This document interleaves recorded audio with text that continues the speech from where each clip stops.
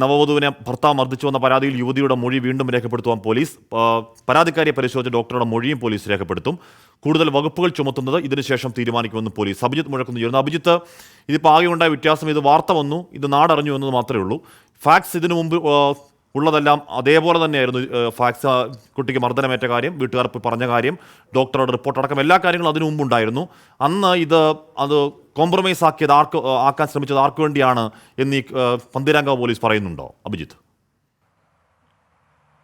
ഹാഷ്മി, ഈ വിവാഹം നടക്കുന്നത് ഈ മാസം 5-നാണ്. തുടർന്ന് ഈ യുവതിയുടെ ബന്ധുക്കൾ എറണാകുളത്ത് നിന്ന് ഈ മാസം 12-ന് പന്തീരാങ്കാവിലുള്ള ഈ വീട്ടിലേക്ക് എത്തുന്നു. അവിടെ വെച്ചാണ് ഈ അതിക്രൂരമായ രീതിയിൽ യുവതിക്ക് മർദ്ദനമേറ്റ വിവരം ബന്ധുക്കൾ അറിയുന്നത്.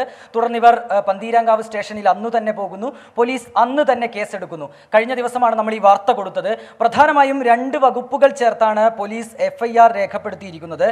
324 ആക്രമിച്ച് മാരകായുധ ഉപയോഗിച്ച് ആക്രമിച്ച് പരിക്കേൽപ്പിക്കൽ, ഒപ്പം 498A അതായത് ഗാർഹിക പീഡന പ്രകാരമുള്ള വകുപ്പ്. ഇങ്ങനെ 2 വകുപ്പുകൾ ചേർത്താണ് ഈ രാഹുൽ എന്ന യുവാവിനെതിരെ പന്തീരങ്കാവ് പോലീസ് കേസെടുത്തിട്ടുള്ളത്. ഇതിൽ 498A അതായത് ഗാർഹിക പീഡനം എന്ന വകുപ്പ് നോൺ ബെയിലബിൾ ആണ്. ഇയാൾക്ക് ജാമ്യം ലഭിക്കാൻ ഇടയില്ലാത്ത രീതിയിലുള്ള വകുപ്പുകൾ ചേർത്താണ് പോലീസ് കേസെടുത്തിട്ടുള്ളത്. പക്ഷേ പോലീസ് കൊലപാതക ശ്രമം അടക്കമുള്ള വകുപ്പുകൾ ചേർക്കുന്നില്ല എന്നുള്ളതാണ് യുവതി നൽകിയ പരാതി, യുവതിയുടെ കുടുംബം ഉന്നയിക്കുന്ന പ്രധാനപ്പെട്ട ആരോപണം. മാത്രമല്ല പോലീസ് സ്റ്റേഷനിൽ എത്തിയപ്പോൾ വളരെ മോശമായ രീതിയിലാണ് പോലീസ് പെരുമാറിയത് എന്നുള്ള ഒരു ആരോപണം കൂടി യുവതിയുടെ ബന്ധുക്കളുടെ ഭാഗത്തു നിന്ന് നിലവിൽ ഉയരുന്നുണ്ട്. ഏതായാലും ഈ ഒരു ഘട്ടത്തിൽ പോലീസിന്റെ ഭാഗത്തു നിന്ന് വരുന്ന ഒരു വിശദീകരണം, വീണ്ടും പെൺകുട്ടിയുടെ മൊഴി, ഈ നവവധുവിന്റെ മൊഴി രേഖപ്പെടുത്താനുള്ള ഒരു നീക്കം പോലീസിന്റെ ഭാഗത്തു നിന്ന് ഉണ്ടാകുന്നുണ്ട് എന്നുള്ളതാണ്. ഈ യുവതിയുടെ വീട്ടിലെത്തി പോലീസ് മൊഴി രേഖപ്പെടുത്തും എന്നുള്ളതാണ് നിലവിൽ നമ്മൾ മനസ്സിലാക്കുന്നത്. ഒപ്പം തന്നെ യുവതിക്ക് പരിക്ക് പറ്റിയതിനു ശേഷം യുവതിയെ ഒരു ആശുപത്രിയിൽ പ്രവേശിപ്പിച്ചിരുന്നു. ഫറോക്ക് താലൂക്ക് ആശുപത്രിയിൽ യുവതിയെ കൊണ്ടുപോയിരുന്നു. അവിടെ നിന്ന് പ്രാഥമികമായ ചികിത്സ യുവതി നേടുകയും ചെയ്തിരുന്നു.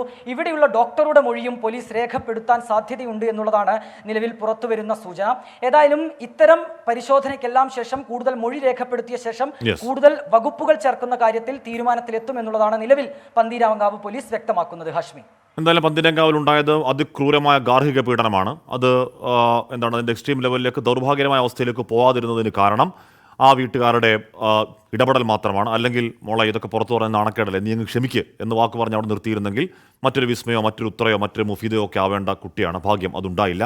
എന്തായാലും ഈ വാർത്ത പുറം ലോകത്തേക്ക് എത്തിച്ചത് അഭിജിത്ത് മുഴക്കുന്നാണ്, നമ്മുടെ റിപ്പോർട്ടറാണ്. അതുകൊണ്ട് പോലീസ് കുറച്ചുകൂടി കാര്യക്ഷമമായി ഇടപെടാൻ തീരുമാനിച്ചുവെങ്കിൽ നല്ലത്.